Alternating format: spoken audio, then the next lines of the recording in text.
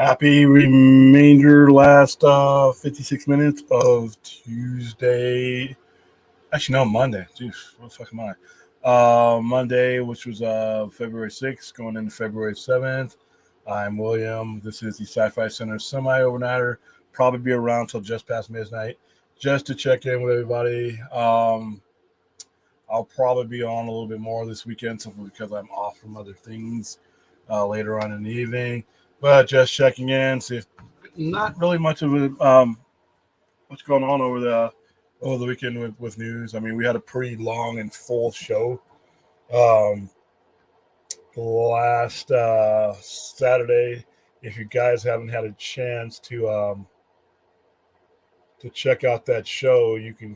I'm going to go ahead and put the link into it right now.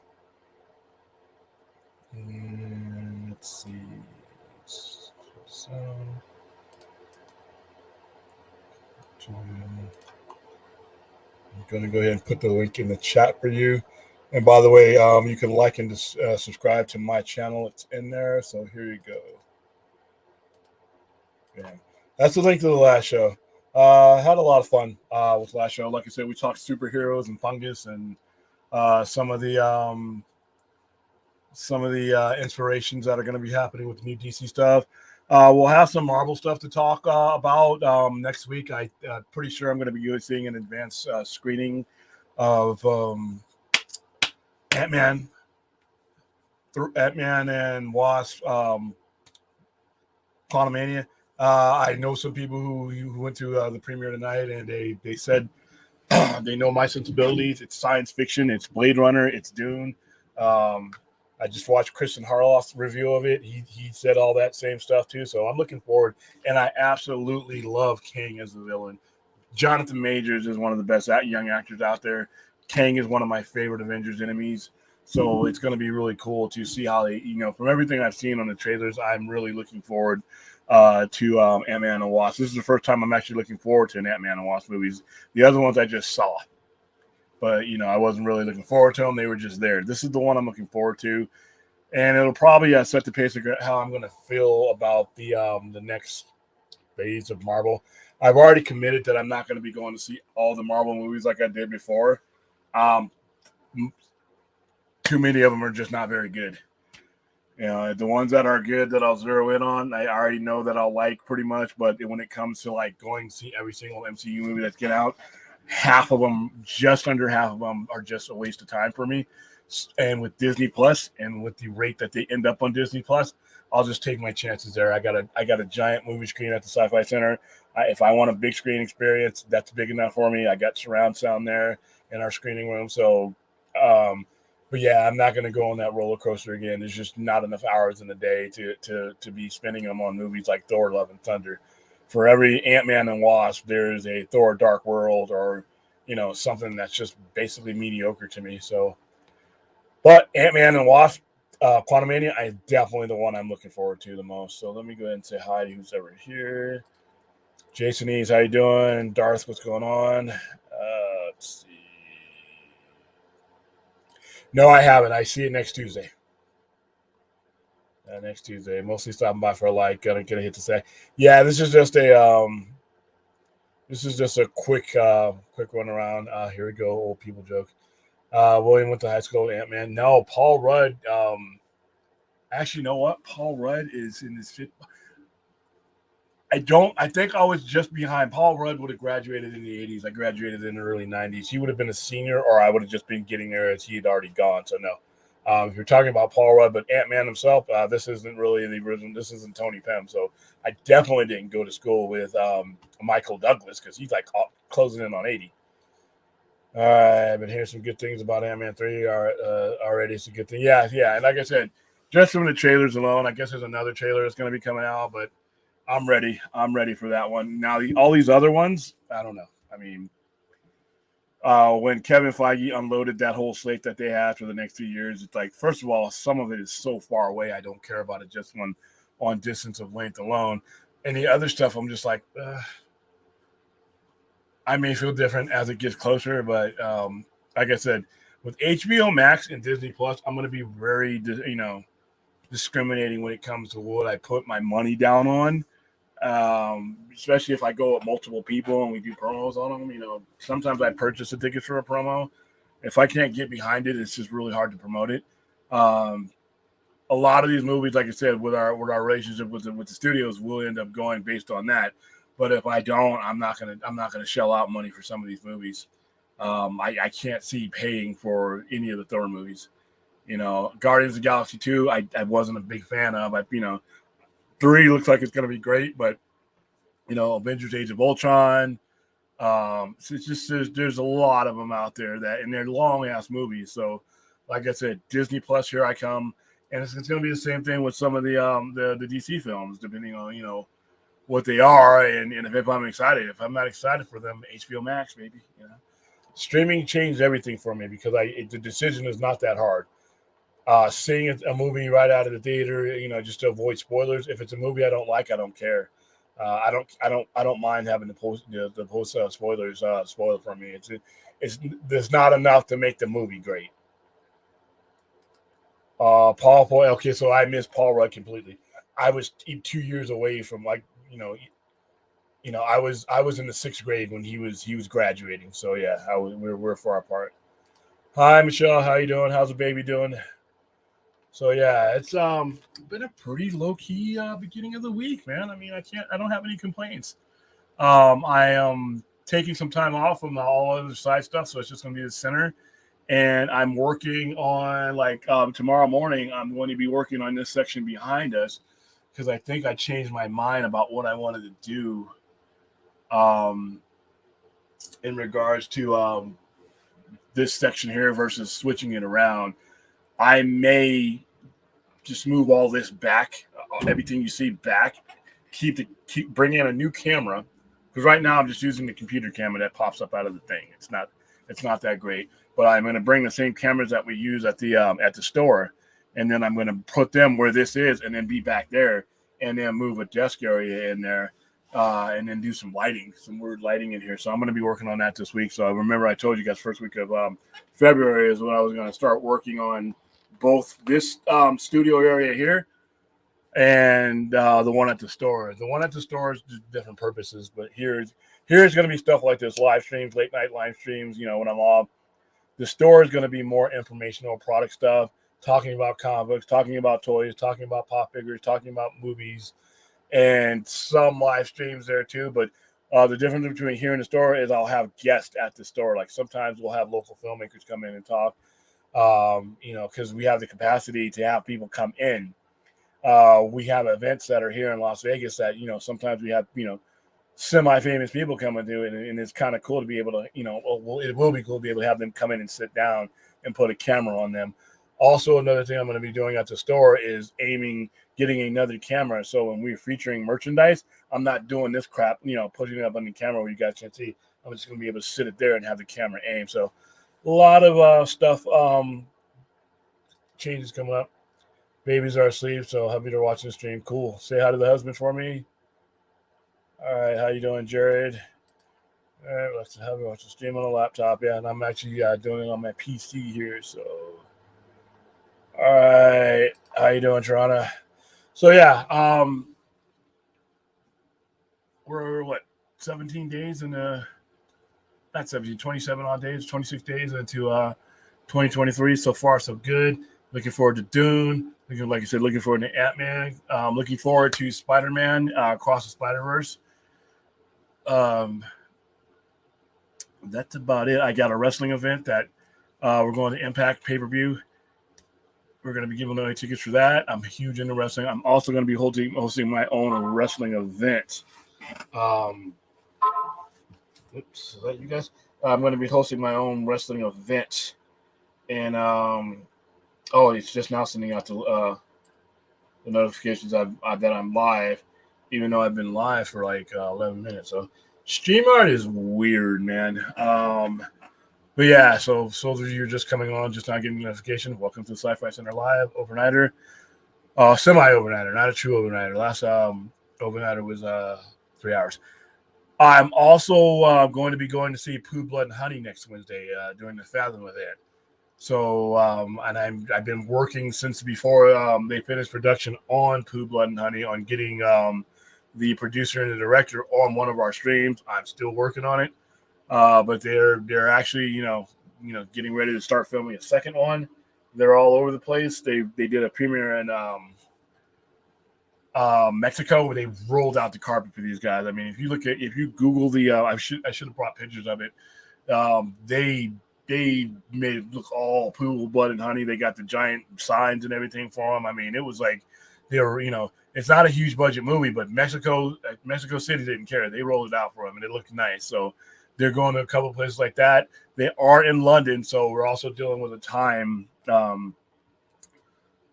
hour. I think it's 8 hour time difference. So, but as soon as I get those guys, as soon as I'm able to nail them down, we're going to pick their brains because I'm really, really happy about what they're doing. I'm happy in the spirit of what they're doing. So, how you doing, Aaron Pritchard? Also, something we are doing right now.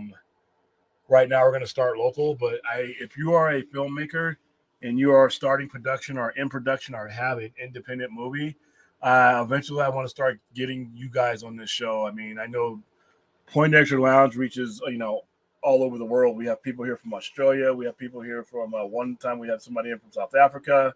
What did I rub my hand up against? What's that on? And I want to start.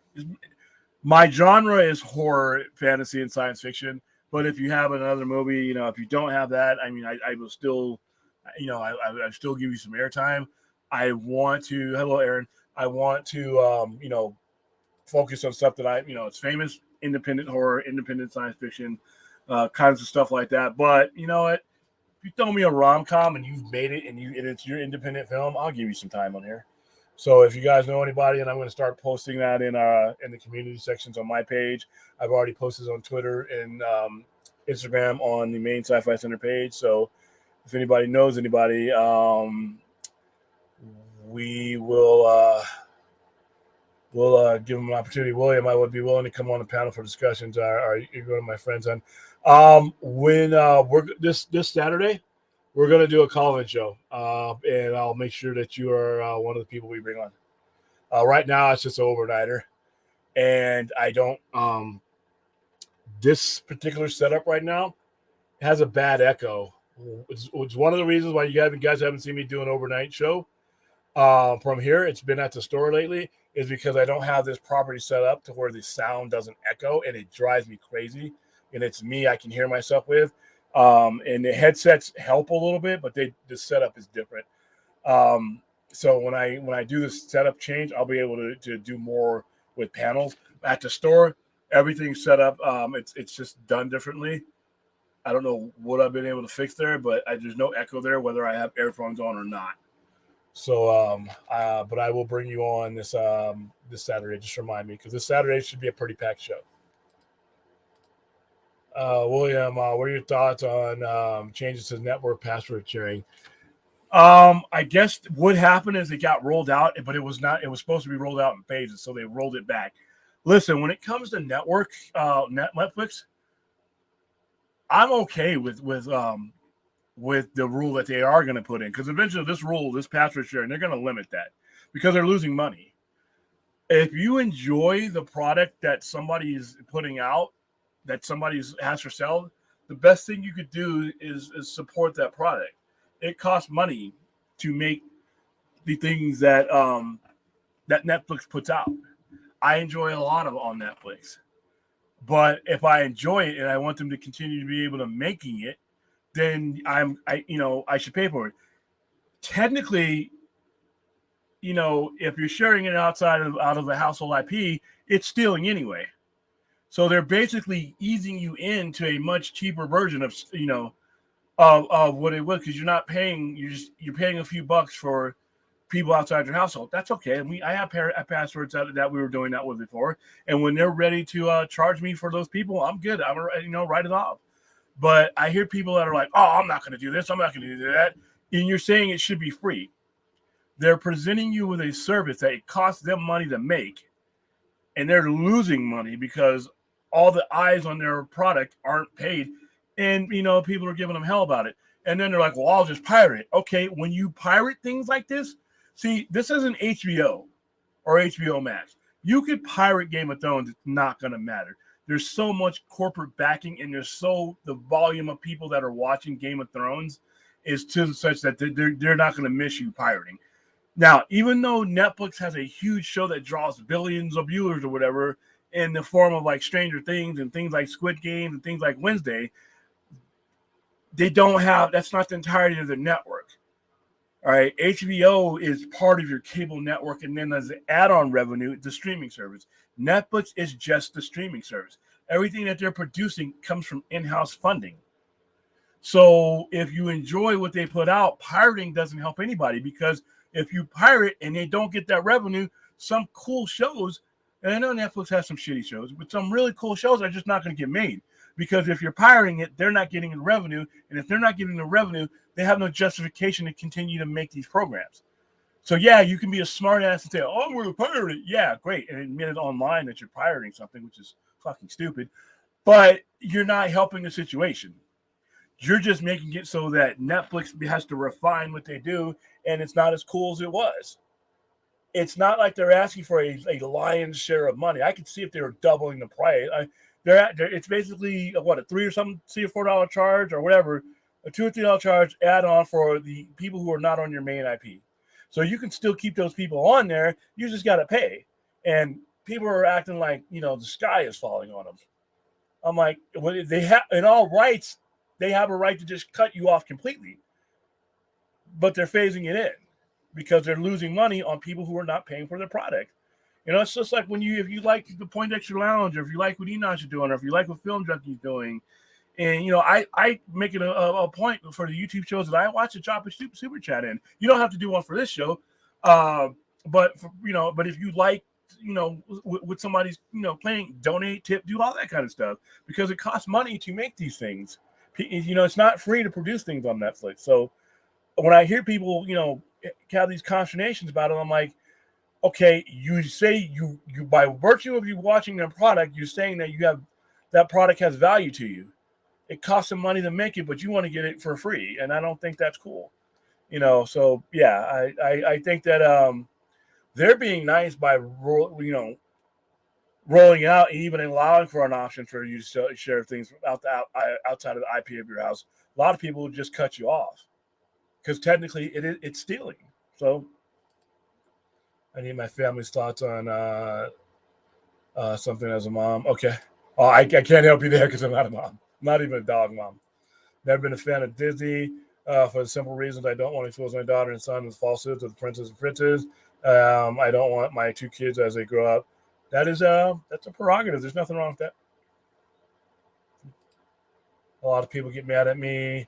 Listen, I am even if whether I agree with how somebody raises their kid, the one thing about a parent and their kid is they're gonna know their kid better than I am.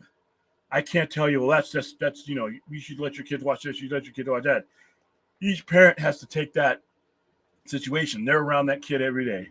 You're around your child every day. You know your child's tendencies. You know how the child's going to react and how the child's going to take in information. Just like my parents did when they allowed me to watch slasher films as a kid. They monitored me and saw how I took in that information. So is that the right decision for every parent? No. But my parents watched their kid that they were around all day long and that they were raising and made a decision based on that. So every parent is going to have to make the decision based on those circumstances. So there's no such thing as a wrong thing in that regard. How you doing, Larry? What's going on? Okay. So now, and not Netflix. Netflix and Rain. StreamYard is starting to catch up. William, are you rooting for don't really have a dog in this fight. I've always said I had preference for Andy Reid because I thought he got screwed out of the Eagles job. And then he built a team that other people came and won with. So, yeah. But, he ended up winning the Super Bowl. He's gone to another one. So, if I had to root, I would go with the Chiefs. But that's not a real sincere, following for me. Dark Sippy Show, it's going. Black Lightning, how you doing? William, I'm justified in not bringing my children. Yes, you're justified in bringing your children. Unless you're raising them to be terrorists or hate or anything like that. That is a parental decision that is completely up to you to make. And you make adjustments. If as your kids are growing up, you think they're at a point where they can handle these things, and you make your adjustment and let them watch, just like certain levels of horror movie. As I grew up, as I reached 8, 9, 10, 12, 13, 14, it was more of a, okay, my dad made the adjustment to, take me to certain other movies, and, but he's going to know me better than any outsider or anything like that. So you're going to know your kids and their upbringing better than anybody else. So it's completely up to you. You're justified in it simply because you're their parent. All right, remember Netflix released Cuties. Yeah, that was kind of creepy, but there's a lot of weird stuff on a lot of streaming services that I could creep you out with. But one man's weirdness is another man's art, man. Fourth, I'm currently pirating this stream. It's free on Pirate Bay. Hey, wow, Pirate Bay? You're an old mofo. I hadn't heard Pirate Bay in quite some time. Next thing you're going to tell me about LimeWire. You doing LimeWire too, Fourth? How you doing, Daniel? All right, let's see. Everybody's saying hi to anybody. Everybody's saying hi. William, this weekend was a dream come true. I met the Terrifier director. Oh, damn, you lucky bastard. Met the lead actress for Terrifier 2 and got to see Art the Clown close up. Didn't meet him. My life is was this at a convention, Fourth? That's kind of cool, man. That movie, listen, I think it's Terrifier 2. I'm just going to say there is a cutting scene that is just completely screwed up, man. It's just completely screwed up. And that wow. Yeah, just thinking about it, I'm probably going to have to watch something from the Disney Channel just to get off my mind. What are your thoughts on AMC charging more for movie tickets depending on where you... I think that's stupid. I think coming out of the pandemic where you're trying to get people to come to a cinema. So, and I heard this on another stream, put this out just perfectly. So you're going to respond to less people coming to the movie theaters by charging more for the people who are coming to the movie theaters. The people who are sticking with you and helping you keep the doors open, you're going to charge them more to make up for people who can't come to the movie theaters. And then this is where people say, well, we need to prioritize the theaters. The streaming model's not the way. This is the kind of shit that makes the streaming model the way. Because unlike a concert, when I'm paying per positioning or a baseball game or a football game, so when I go see my Kings at Staples Center, when I go to California, I'm if I want to be on the center ice in an aisle, 6 rows down, I'm right up on the ice. There's difference. When you're coming into a movie screen, now I understand there's different angles and stuff like that, but the movie screen is a movie screen. If the action is not any closer to you, it's still, you could be right up on the screen. That action ain't coming out of the screen. Especially in IMAX, you the way the theaters are set up. I would really hate to see them do that because I think it's going to be self-defeating. It sucks because the pandemic really hurt theaters. And a lot of people, even though we're, a lot of us have been vaccinated, and it's not, we're not like China where it's going really bad. A lot of people still can't get vaccines because they are immunocompromised. I know my mother, who is a breast cancer survivor, when she went through surgeries and everything else, she couldn't get the vaccine immediately. So she couldn't go out in public because she couldn't risk it. So we, and I know a lot of people that I know of that are immunocompetent that can't get the vaccine, or even with the vaccine, don't want to get sick. They figure, you know what? I'm going to stay home. I got these streaming services. So you cannot be doing things in inflation, the gas, everything costs more. And you're just adding to it. And AMC movie theaters are a luxury. You gotta find your niche and we're in the wallet. And this ain't it. So yeah, I think it's stupid. I hope they rethink it.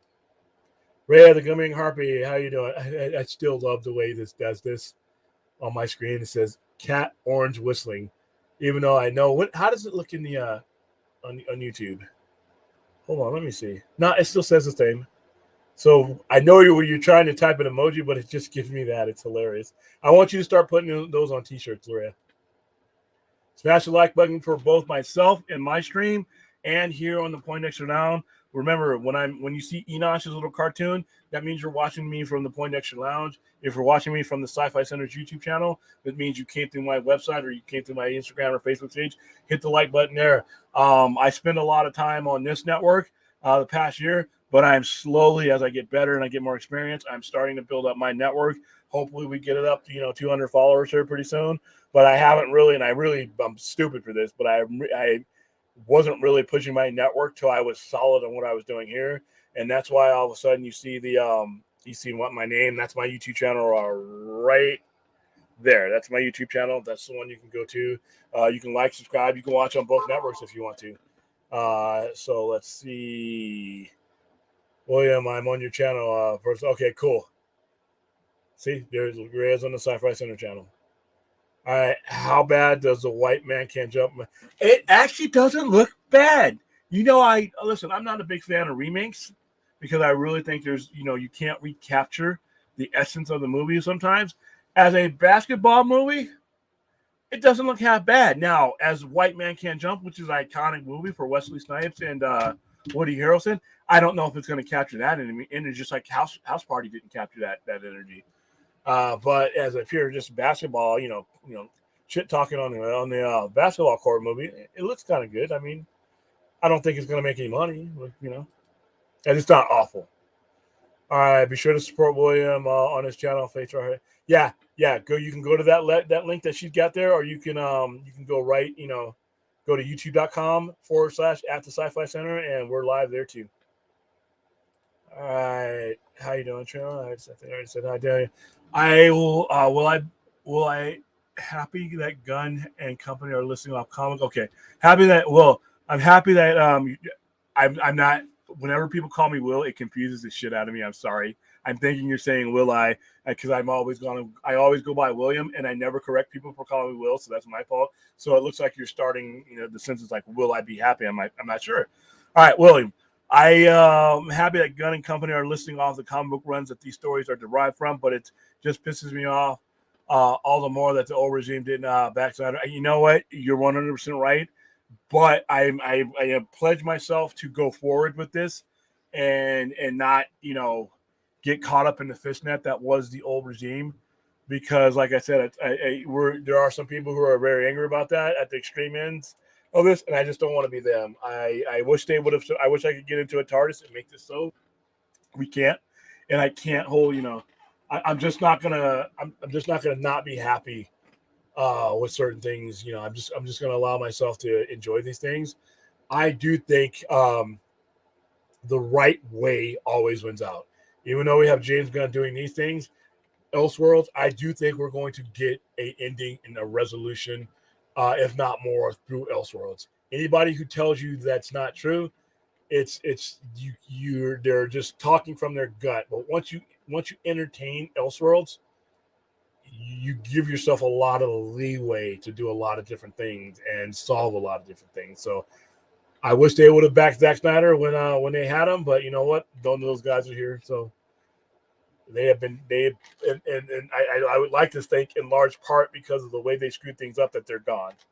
So we're whistling past the grave, even bringing them up. So I understand what you're saying, though. Hey, Daniel Fourth, blah blah. Larry Scipio, everybody, face hug. I wonder if that's. Hold on for a second.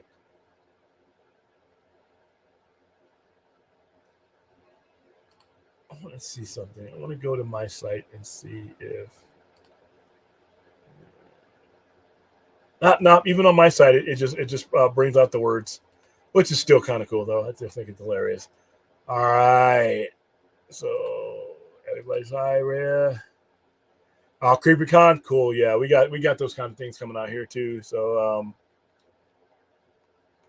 yeah, it's I want to do something out here to bring us, like the whole Poindexter, all the people who are associated, with the group that got us together, because I know a lot of people call us names, but I found this network. I found Enoch. I found Chris Wong Swinton. I found Nicotina. I found ACS. I found Wonder Meg, Nerd Queens. I found Film Junkie. I found all these people because I was looking for answers when it came to the Justice League movie that I had just seen. I knew it couldn't be right. So I would like to do something in Vegas where we get them all out here. I mean, I've already had Rhea out here. You saw the pictures. If she can come back out again soon, but I would like to, Vegas is a place for us all to get together. I know some of us live in Michigan and New York and, and other parts of the world, but it would be cool to be able to have like a big fest, set up a giant screen and just have us all here and party for a little bit. So Terrifier 2 was rad. Ooh. Yeah, man. Terrifier. Oh. Yeah, it's a life-changing movie. Pirate Bay used to be the spot for those screeners. Not that I would know anything about that, but somebody told me. Yeah, right. AMC is already expensive as hell, and now they're upping the fee for a decent seat. Yeah, and it used to be that theaters could make their money because, and I understand where they're at. I understand. This is bugging the hell out of me. I was painting today. I was painting the actual studio area today, and I leaned up against paint. I didn't see that to scrub that off on my elbow. I just got back here. The margin for theaters is razor thin. They don't make a lot of money off the movies themselves. It's concessions, but when you have the volume of people coming into your theaters, you can get away with that. That's why $6 for a hot dog. When you're there in the moment, even though for every person with cheap ass like me that said, "Wow, that's fucking expensive," pretzels, how much? Whoa, shit. When you're in there, you're in the moment, you're with your buddies, you're having fun. You saved up for that anyway. You just go ahead, popcorn. We just go ahead and get it. That's where they make their money. But when COVID hits and the volume of movies being made and things not coming out as much and people not coming into the movie theaters, they lose that volume. So they're trying to make up for it in that. Which is, I understand what the math of what they're doing. Unfortunately, I think this is going to alienate the people that stuck with you. You're penalizing the people who are continuing to show up to your screenings and your theaters by raising the price. It's kind of messed up. I hope they rethink that. I don't know if that's a final decision. I know it's been floated around, but hey, yeah. But see, okay, Beyonce tickets. If you want to pay crazy Beyonce tickets, a lot of those crazy, you're like right up there. Now, if you're getting scalped and getting screwed for like nosebleed seats, then you might as well just stay home and watch the cable special. Yeah, have you seen All Hallows Eve? It's loosely based on Terrifier World. Thank God we don't have that here. Fourth, I haven't. Is Art in it? Art the Clown. Yeah, I heard AMC's boosting their prices based on seating lane. I don't think they're going to end up doing. My mom is doing fine. She is cancer free. She got her, she actually got her vaccination now. She just got it. Once she's not even doing chemo anymore. They give her a little pill. Her surgery that they did was they felt a little bit, but it was preventative. It was just so much, and it was encapsulated. They were able to get in there and get it out, and so she's doing great. She's cancer free. She's got her vaccine now. She's got her flu shot. She's fine now. So I didn't want to, I'll send her the best wishes anyway. But she's not in any peril. I just want to let everybody know. All right, Ray, the character is in it for about 20 minutes. It's an anthology film, but the Terrifier 2, the picture of the head Sienna is holding in the character is from All Hallows. Hey, don't be spoiling it for people who want to destroy their brain watching this horrifying movie. What's the order that's supposed to watch it in? First Terrifier, All Hallows Eve, and then Terrifier 2. How you doing, Damien? All Hallows Eve came out first. Okay, there you go.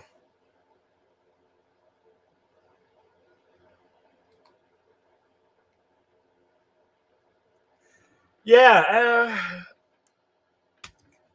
I never understood that. I mean, I know he had some issues, but a lot of people in Hollywood have issues. I guess it's all who you know. Oh man, Wesley said Woody Harrelson, Rosie Perez. That's a classic. Boo that remake.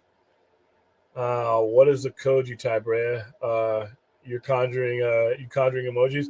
Yeah, that's what I've been trying to tell her. Her emojis, it tells you what the emojis are supposed to be, but you just get the words.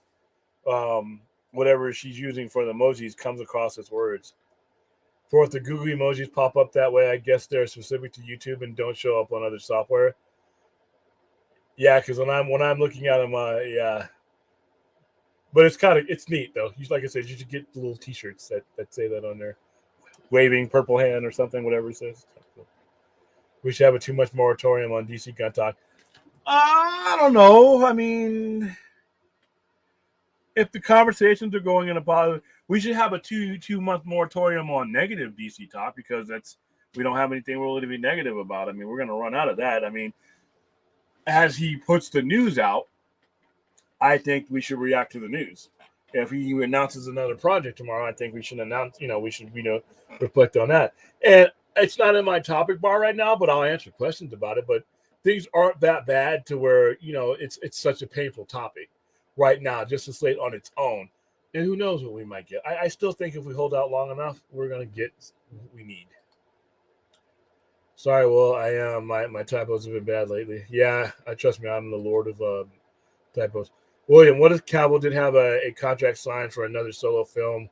Would Gunn have asked WBD to buy him out of his contract to do his own Superman legacy, or would Gunn have not taken? Well, no, he could have a contract. It's just a matter of when the movie's done. You could have a contract to do a movie. They just don't ever have to make the movie. Unless you say, I have to do this movie within 3 years. Most studios won't do that. So Gunn, if Cavill could have signed a contract saying he's going to do the next three he's going to do 3 solo Superman movies. It's at the discretion of the studio when those movies get made, so they could do it forever. Because you're really not getting paid until the movies are made, because a lot of your back end bonuses are built in the box office revenue. So you're not working, you're not doing work on it, so you're not getting paid for it. So I think you've been all right. So no, I don't know if that would have mattered. I think Gunn would have taken over anyway, and if Abdi and DeLuca wanted to continue to do another 1 or 2 Cavill films, they would have had to do it under their banner, not the DC Films banner. So, like I said, should have happened before. Gunn should have been given his power to do what he wants to, but the wrap-up stuff should have been handled by the people who were in place before Gunn got there, and that's Abdi and DeLuca. Vegas was awesome. I have a lot more stuff to do there than I didn't get to last night. Yeah, it's a very seductive place. Be careful.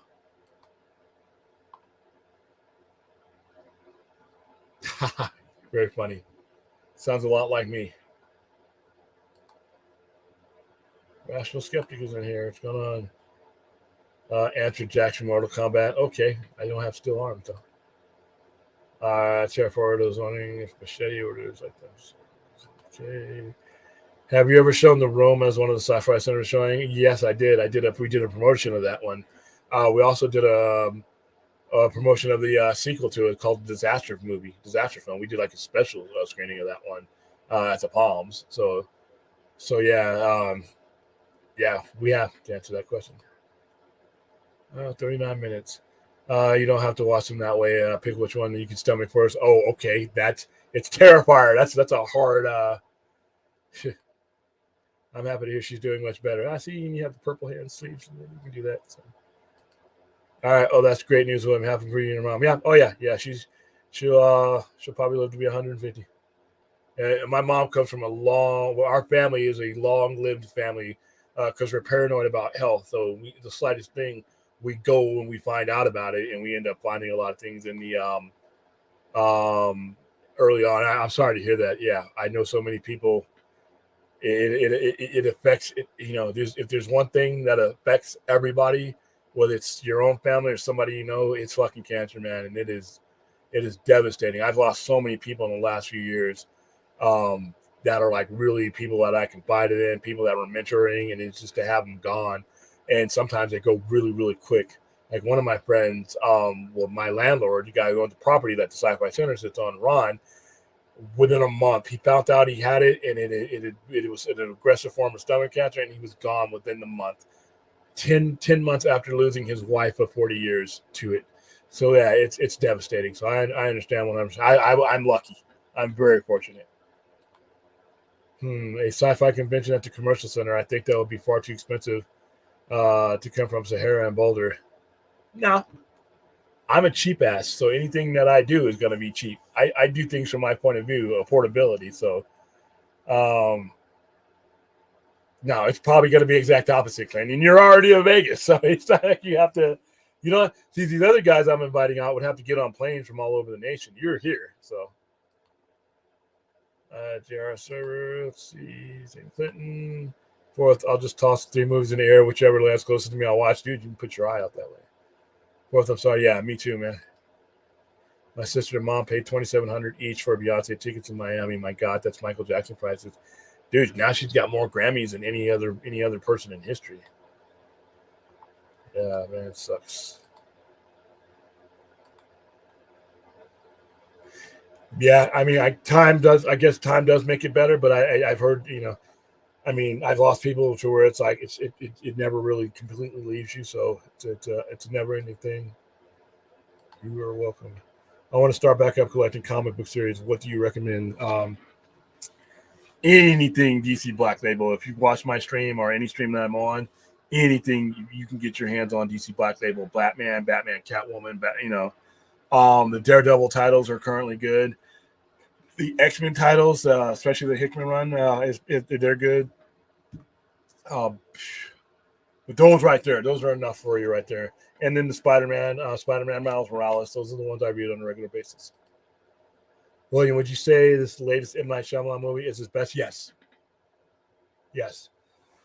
I always give him the benefit of the doubt, hope he nails one down like this, like his early work. This is Batista's best work. Dave Bautista, this is his best role. He is the star of the movie. He takes up the most screen time, and this is his most convincing. I believe his plight in this movie. And I am a big Dave Bautista fan. I love the way he has started from where he started leaving the wrestling world. He got a late start, and he has put in the work to become a better actor in a very short time. So I'm happy for him. It depending on what you went into Megan for, I guess. If you went in for like a horror movie, then yeah, it's it wasn't that. I thought it was decent. So if you Megan looked like a streamer, should it's on streaming now, I think. It seems like horror movies focus on in inventive ways to kick off stories, but then after it's the same thing you've seen before. It might as well have been a remake of Chucky 2019. I heard a lot of that. One Dark Night is on Pluto TV. That movie creeped me the fuck out watching Life Force Friday. Yeah, I saw One Dark Night in the movie theaters. I watch it now and I'm like, why did this movie scare me the way it did? But when it didn't scare me like other movies, but it was creepy, man. Meg Tilly was in that movie, and I'll never forget it. It was we did this family thing every Saturday night. We went out to the movies, me and the family, and like I said, I was raised on horror movies, and I remember we went to Hank's Pizza in L.A. after we saw that movie. I'm like, wow, I wasn't even hungry for the pizza, but oh man, that movie.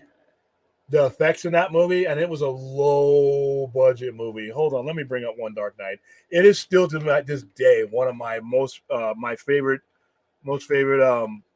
low budget movies of that era. And remember, the 80s put out a lot. 1983,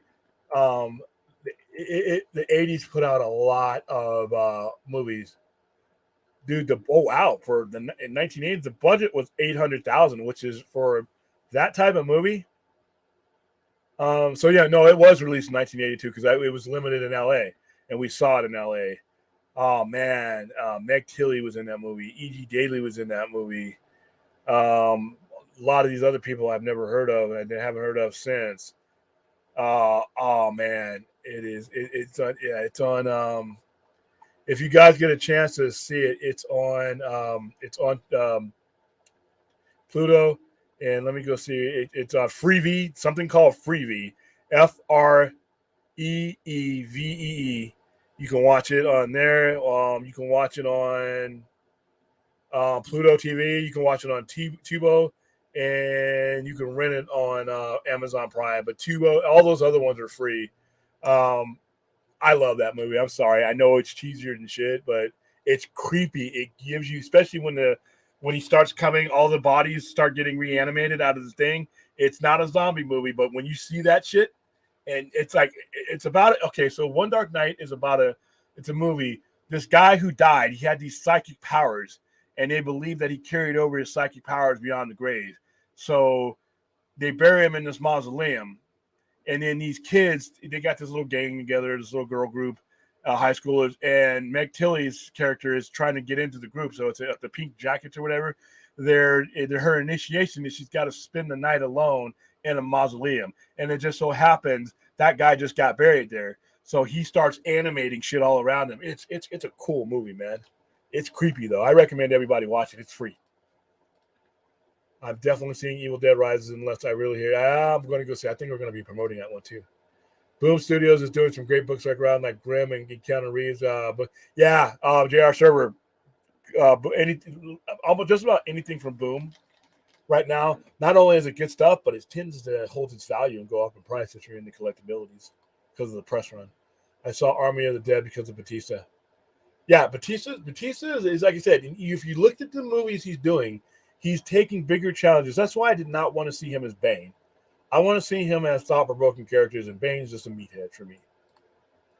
Leave a like, peeps. Yeah, leave a like on both places. We're simulcasting. I'm curious about if I'm not watching any trailers going further or same trailers again. I'm hoping it does something creative. Okay. Any other DC fans having trouble spelling right now with a K if not like me? I have trouble spelling no matter what. All right, let's see. Freevee now is Freevee Amazon Prime in other countries or is Freevee Amazon Prime here? Because I have Amazon Prime because I have every streaming service. Watch on Freevee. So I'm clicking on it right now. Yep. Oh, that's okay. Oh, I don't want to play it. Sorry. All right, so Freevee, this is neat. I didn't know this. Thank you. You can watch it when so as opposed to renting it on Amazon Prime for $1.99, you can just click it. You go to IMDb and you just click the listing on Freevee. It takes you to Amazon Prime, but it's free with ads. That's kind of cool. So it's all free. Go watch that movie. That movie's cool. Thank you, Tehran. Cool. Listen, it's old school. It's 40 years old. It's cheesy, but it's creepy and shit, and it's a fun movie to watch. All right. Dark Knight, Nightmare Timeline, Last Night on Earth. The FTC has made me change my way of spelling. Oh, I got it. Okay, got it. Because of the silent K. Gotcha. Batista, Sandra Savage. Now, they brought this up the other night, and I personally, I don't see a problem with that. If he's going to play somebody in that world, I want him to play Ra's al Ghul. And I got a lot of shit for when I said that, but I still believe that Dave Bautista could play an excellent Ra's al Ghul. I think that's the role for him. 80s always had, but yeah, 80s had some of the best stuff. It had the best heavy metal, but it had the best horror movie. And because you'd have your main horror movies, your main slasher, and your main alien type movies, and you'd have a whole bunch of other people that tried to copy them. But we didn't have anything else to do, so we watched them. So even if you had a shitty copy that you knew was Alien, and it was just Creature from Outer Space type of movie, it was still fun. You know what? It was still fun. And a lot of these movies are just copycat movies, but they were all fun. They all had slightly enough differences from things that they copied to make them fun to watch. 80s was cool. Yeah, I was able to click on it here, and actually it took me right to it. It's kind of cool. Hey, William, what's the movie thing you're advertising at the Sci-Fi Center? Which one? Yeah, I do a lot. You got to clarify. Are you talking about Kill Count Cinema that we're going to be doing, or our feature film? Let me clarify what you're meaning for. Pluto has a 24-hour bar rescue channel. Oh, there you go. And some of those have happened here in Vegas.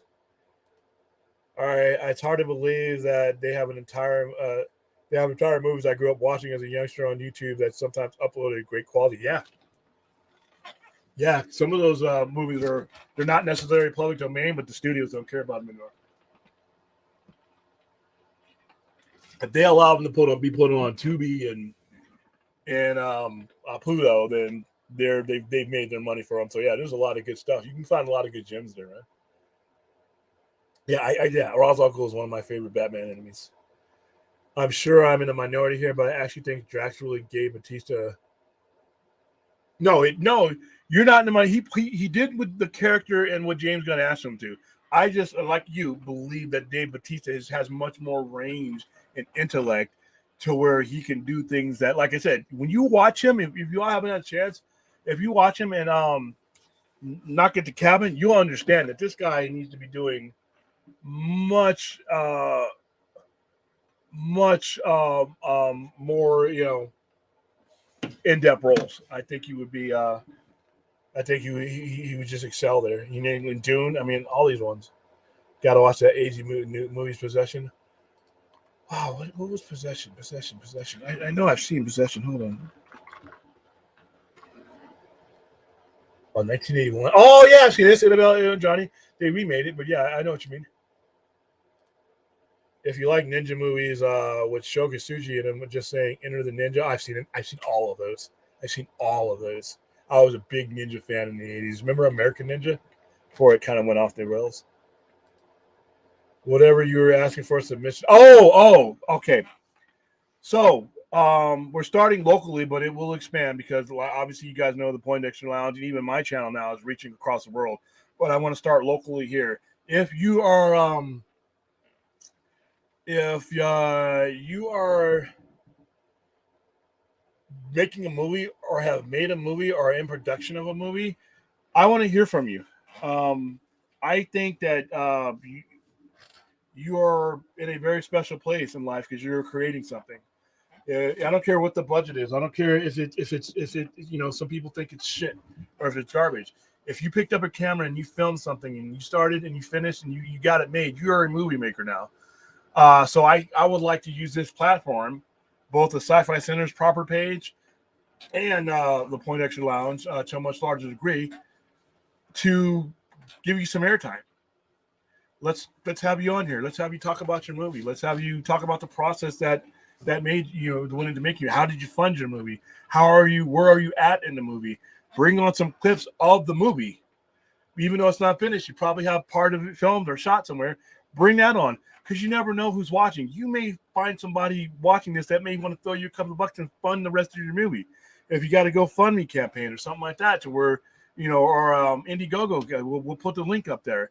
I mean, so right now, we have 25 people. Sometimes we have 40, 50 people, watching, any given thing that we're doing. Any one of them would make the difference maker in you getting your movie either done, completed, or distributed. And like I said, it just gets the word out there for if you're on your way to getting that movie done. Guess what? People, we get hundreds of views, and in Minos's case, because this is his networking and stuff, he gets thousands of views sometimes. All of those people are going to be knowing about your movie, and when it's done, they can watch it. They'll know about it. So sometimes creating awareness can turn an independent filmmaker or an independent anything into something a little bit larger. But the fact that if you're making a movie, I don't care what level it is, you are creating something. That is really hard to do. Most people talk about doing that their entire lives, and they never do it. So if you're currently making a movie or have made a film, I don't care what the budget is, get a hold of me. You can message me through, if you go to my website, you can just send me an email there. I sent links throughout my Instagram and all that, so you can message me in those outlets there. And or you can leave me a message here in the comment section. But preferably I'd like science fiction, horror, or fantasy. But if you got a rom-com or you got something that's a comedy or something like that, we'll put it up. So that's what it is for us. I just really want to use this platform, because as a business owner, I took a risk that could have really just imploded, crashed and burned. It didn't. Movie makers are taking, anybody who's creating content is taking the same type of risk I took. So I feel like a kinship to them. So I want to use this platform to do a little bit more to see if I can help. So that's what that's about. Possession has that woman flipping out in Subway for like 30 minutes. Longer than that, isn't it? It's been so long since I've seen that. How come Hollywood doesn't make hyper-violent samurai movies? There's no market for it. Not in the American market. In the Asian market, there is, and here in the Asian market, there's just no market for that type of movie. I mean, you could do a Quentin Tarantino type, because like Kill Bill or something like that, but then it's a different type of movie. But for the type of movie that they showed like back in the 70s where arms got cut off, there just isn't a market for it. That's the only answer I have for you. I mean, I could be wrong. Yeah, man. And who was the guy with them? The black dude that's always with him. They were enemies at first, and then they became friends during that movie. And he was He was in them for like the rest of the movies that Dudikoff was in. It was a sergeant. It was his sergeant. Steve James. Steve James. Man, Steve James is an icon. Oh, wow. Ray William, are you excited for Scream 6? No. I think their movies are clever to a point, but I'm gonna go see it, but I'm not like hyper excited about it because it's like it's the same trope, but they're just rearranging people around. It just didn't, Jenna Ortega is great, but there's just only so much you can get. There's only so much I can get out of those movies. People are different, though. Is it necessary to cast a rare person to play Damian Wayne? No. Does it help with appearance? Yeah, but you could cast any person of color that looks enough like him to play, because there's a lot of people who play Arabic roles across Hollywood, and most people don't know that they're not Arabic. I've seen people from dark-skinned people from different parts of South America that were so good that they could play that role. Does it help? Yeah, because obviously you can't get any closer than an actual Arabic person, or actually he's white and he's Arabic, so you have a lot of room. But when it no, I mean if they find a superior actor that can carry off the part, he could be from a lot of different places in the world that have dark skin, or that have what's called olive skin, the slang term for it. But there's places all over the world that are not that are not Arabic, that are not Persian, that looks like it. Like I said, I look at some of the roles, and I see a guy playing an Arabic whatever, and the dude is from somewhere south of the United States. So would it help? Maybe, but an actor is literally somebody who's becomes someone else. So, man, oh my God, Ray, how old are you? That's wow. I think I just threw my back out of old age just remembering Miami Connection. Oh wow, the Montgomery Harvey. What is that? Hardboiled cop stuff. Oh, dude, what year was that made?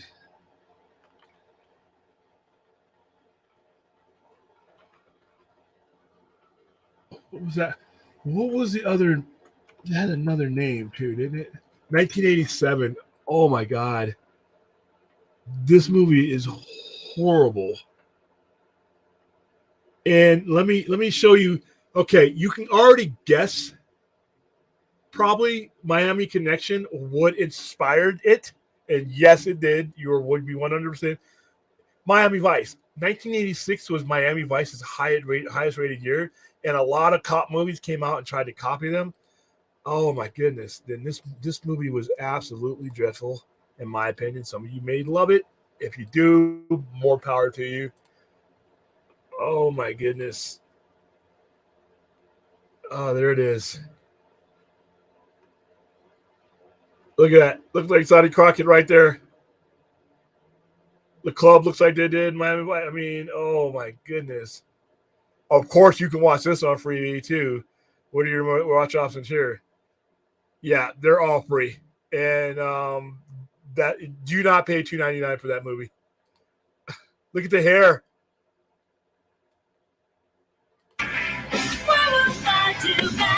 That's probably copyrighted music. Oh man, that movie was awful.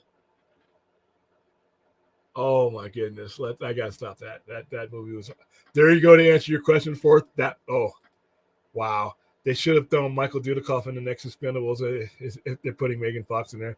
Dude, how old is Michael Dudikoff? Is he still even acting? I don't even think he's acting anymore. I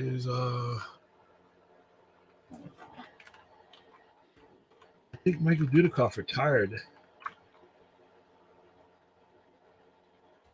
He's got to be pushing 70, dude. Let's see.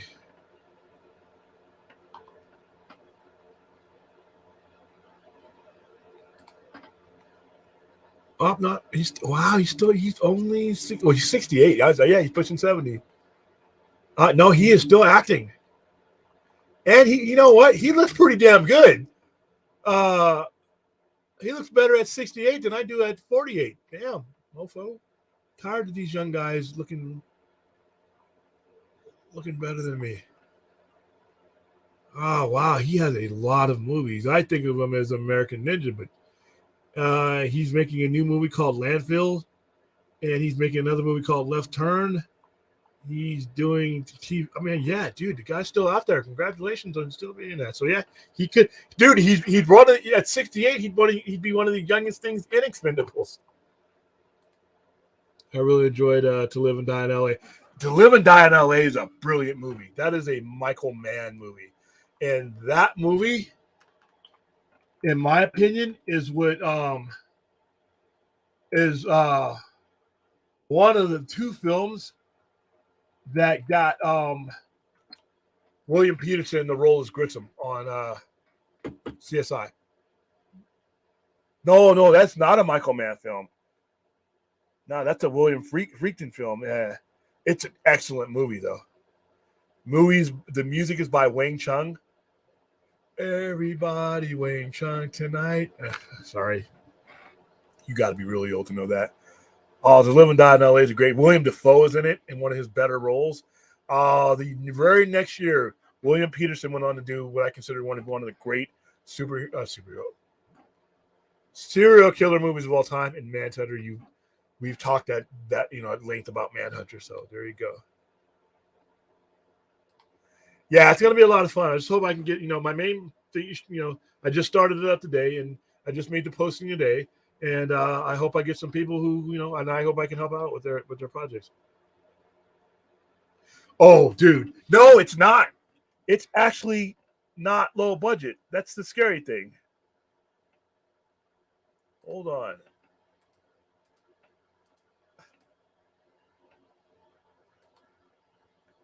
Miami Connection, if I can remember correctly.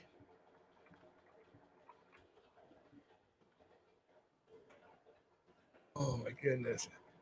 It actually, okay. It wasn't a super expensive movie for 1987, 1988. It cost $1 million.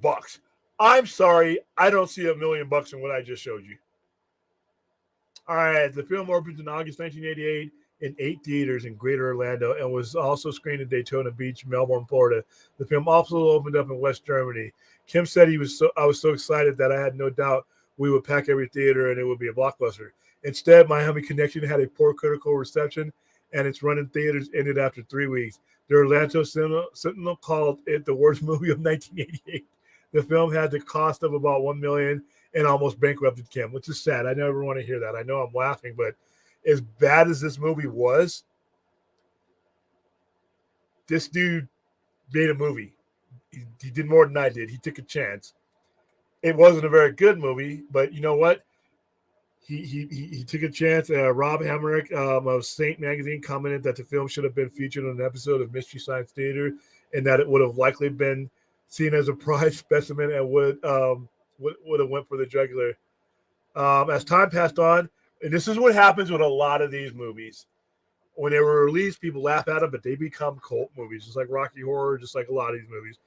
As time passed, Miami Connection became an underground cult film. Why Kate Kim said that in a period of several years before 2012, several magazines and television talk shows hosts requested interviews about Miami Connection, and that Kim ignored most of those requests. So yeah, it's been re-released. And why Kate Kim? He's still alive. He's 76. Let's see what else he made. Let's see. Did he make anything else? That was his only film, it looks like. Career in the mid-'80s. Korean film director Richard Park met with them. Yeah, that was his only movie. But hey, he's ahead of the game of everybody else who sits around talking about, you know what? I should make a movie. He did it. The movie was awful.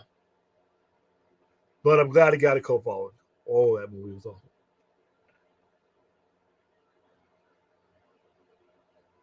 Okay, you liked it. For 1988, though, it was one of those things. I think I saw it.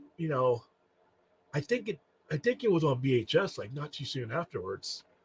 That's how I think I saw it. But it was just one of those movies you had fun with. Some movies that we saw in the 80s, Ray, I don't know if you're an 80s kid or not. I don't want to, but a lot of these movies like Miami Connection, we just watched them. We just watched them and it was fun. And it was like you just had time to kill them. And sometimes on a Saturday night or Saturday afternoon before a lot of internet and all this, and, when we were kids, we would just mow through movies like this because there was nothing to do. Even if you knew they were awful, it was just fun. But that's what the 80s was, man. But $1 million for that. Ooh. Yeah, he was like a bootleg Carl Weathers. Yeah, he was great in those movies. I love. He was perfect for those movies. The kid Ashtray from Euphoria would make a great Damian Wayne. Fourth, they're just going to move an entire Euphoria cast over to DCU. William, the first iteration of Batman comes in public domain in 2035. Do you think the studio will try to make a Batman movie from the first year? No, because it'll never hit public domain.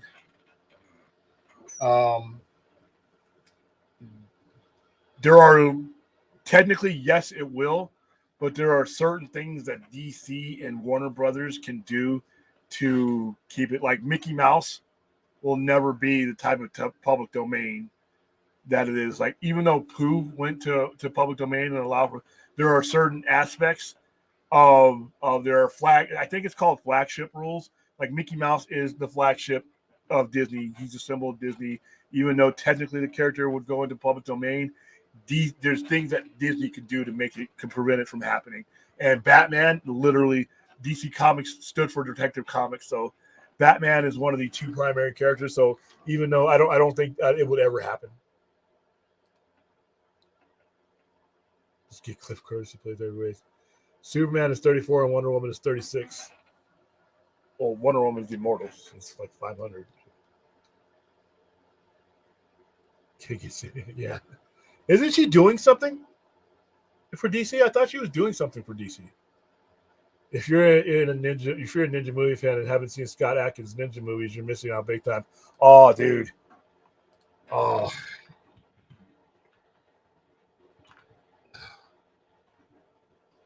Oh, let's bring up some of those. He's done the earlier stuff. This is a young director, by the way.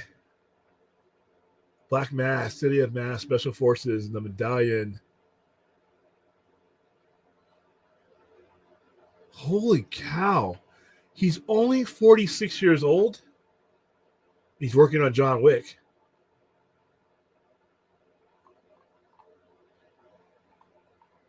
He's actually acted in a lot of things. He's been in a lot of television, too. Undisputed 3, Boyka Undisputed. Oh, wow. Triple Threat. I think I've seen that one.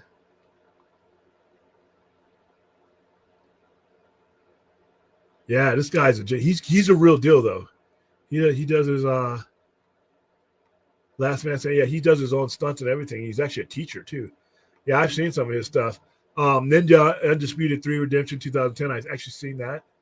I think I have that at the store. Yeah, you're right, Jay. Dude, thanks for bringing that to mind.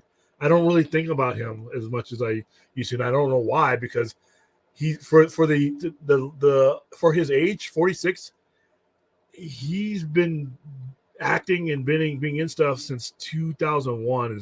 The Accidental Spy was his first movie, and he's working on John Wick Chapter 4, Lights Out, Don the Reaper Richter. Wow, I'm sold just on that name. So yeah, man, good call on that one. Hopefully that's not sweet. That sweet 80 synthesizer. I'm off for any movie that. So am I. Give me some Jan Hammer any day. Showing our age. Love the look of the Andy Cinematography.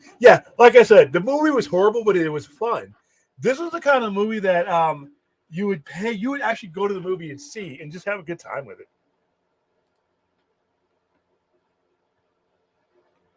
Yeah, David Hasselhoff selling out Germany, and he said that guy never got as big as a musician here, but man, you go to Norway, he's like a god there. Yep, To Live and Die in L.A., King of New York. Oh yeah, Frank White. Slept on Christopher Walken, Lawrence Fishburne. Yeah, he should have been nominated. Christopher Walken should have been nominated for Academy Award then. My action movie requirements are simple: tough hero, hot chick, sidekick, hot chick villain, worthy muscle-bound opponent, a badass car is there somewhere. Good. Yeah, that's the 80s. That's literally the 80s. As a matter of fact, that movie, Miami Connection, that's your movie. William, Miami Connection sounds like it needs a Sci-Fi Center screening. I think I could get the rights to show that too, because I don't think the rights would be very expensive to show that. And you need an ending with a warehouse route. Wait, that's more 90s, and preferably with Bao Young as a final boss. Oh yeah, breaking somebody's spine. I meant 1934, Superman 1936. Okay, I see what you mean. Entering public domain, but you already kind of answered the yeah. Okay, so yeah, it's just really I don't think they would ever allow it, even though technically they can. I think they have to file something within 5 years. I think it is to show that there would be harm done to the flagship if these were allowed to be used and represented any way that then they've been represented for 80 some odd years. All right, American Ninja, Delta Force. Oh, Delta Force were great. These are first two. Seeing those on Fox Saturday afternoons in the early 90s was my jam. Yeah. I remember seeing Scott Adkins read dialogue for Nolan's Batman on YouTube. You woke up on the YouTube up Undefeatable 1993, best fight ever. 90s action B movie cold. There's a lot of it. William, can we watch the end fight for B movie Undefeatable? It's a low budget 90s. Not without getting a copyright strike, I don't think. Undefeatable. Who owns Undefeatable? Because I can do it if I have the rights. I have permission. Like, there's a reason why, like, certain trailers I can show and certain things I can show, where other streams can't do it sometimes. Because when I'm working to promote something, I make sure that I get written permission. So if I get knocked, I can email them about that. But usually, there's a code that you can use when you download things. If you download the right things, that allows you to do it. So I don't think I can use Undefeatable.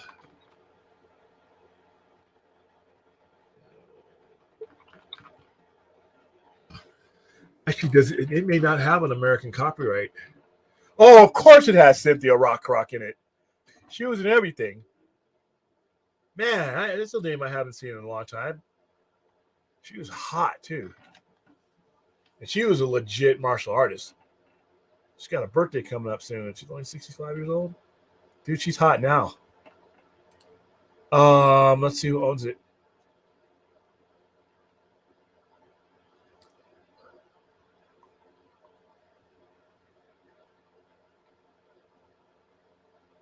The version titled Bloody Mary Killer was redubbed into Chinese and features a second plot starring Robin Shaw.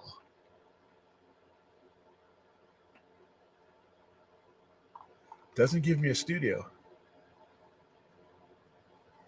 You know what? I'm going to ask, but I probably could because it doesn't have I don't think it has an American copyright. I'd have to find out first because I don't want to make up I don't want to make a mistake and get a strike, especially when I'm broadcasting on someone else's network. But I think I can. Chuck Norris and Silent Rage. Oh, Silent Rage was really good. That villain in Silent Rage is fucking horrifying.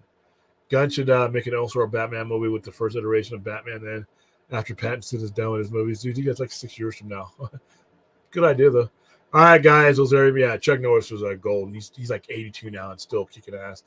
All right, thank you guys. I have done it. We have shepherded you in a semi-overnighter forum from what was Monday the 6th into Tuesday, February 7th. This is Super Bowl week, so probably going to be doing a stream from there, but on the sports level. But thank you for making this semi-overnighter interesting.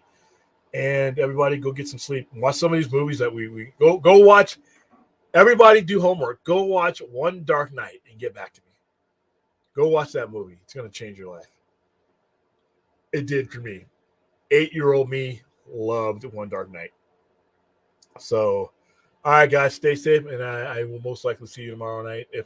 If not on my own stream, on Enosh's stream, because I don't know when he's going to do an explanation now. But thank you all. Hit the like button. Subscribe to both this channel and the Sci-Fi Center channel, youtube.com/@the Sci-Fi Center. All right, thanks, guys.